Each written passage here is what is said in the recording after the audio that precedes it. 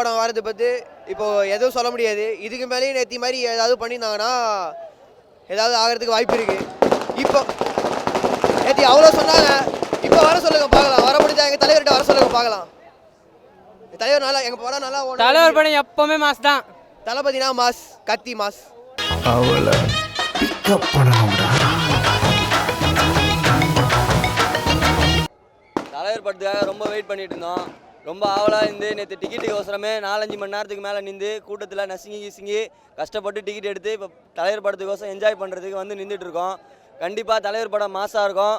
எப்போவுமே தலைவர் தான் வெயிட்டு. தலைவர் தான் மாஸ். எங்களாண்ட வேண்டாம். மனித கடல் விஜய் வாழ்க.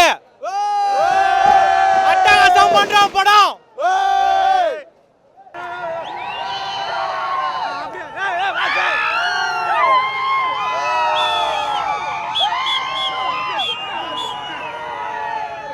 தளபதிக்காக வந்திருக்கோம். படம் டாப் டக்கர ஹிட் ஆக போகுது. கத்தி மாதிரி செம மாஸ் மாதிரி யாரும் பார்க்க முடியாது. இந்த வாட்டி இதுதான் சூப்பர் ஹிட்டுங்க. கன்ஃபார்மாக இல்லை, நீங்கள் வேணால் பார்த்துனே இருக்கலாம். ரசிகர் வேணால் கேட்டு பாருங்க.